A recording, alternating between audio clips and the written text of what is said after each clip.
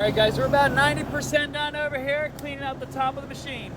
I got most of the fragment here, but this is a good little, glimpse on what we deal with forestry mulching out here. And also super important, just to make sure this fragment is not on your machine non-stop, because that's how these machines catch fire. So I got a little bit left to do right here. This side was a lot easier than the other. Let me show you how bad it was up there. But anyways, came through here, create a little bit of clearance, got some little touch-up work here. And if you're wondering, the reason I got on gloves, because pepper trees are very sticky. And when I took lunch, my hands were absolutely covered in pepper tree sap, which, if you guys know, is very nasty and can also be very itchy. So this is some of the clearance that we provided over here. And there was limbs, I gotta blow all this off, but there was growth all the way to the sidewalk here. And I will say this side took a lot longer than expected because these pepper trees were way worse than I had anticipated.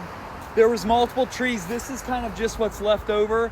And aside of what they were, this is not a appearance job. This is just a clearance job. That's why I didn't have to get in beyond the contracted amount. I came in 10 to 15 feet as contracted in the problematic areas to push this back. And like I said, there was growth all the way over the sidewalk here, and I knocked it way back.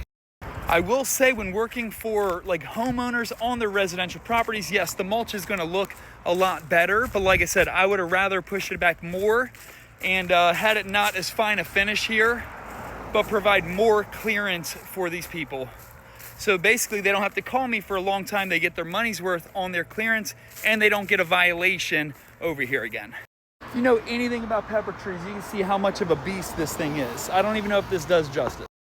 I literally got about 25% of it, and look how huge this thing is, and it goes all the way up here. So anyways, I'm about to blow off here. Remember, how we finish jobs like this is sometimes the most important. I like to blow off and clean off very good, just so the final presentation is as good as it can get.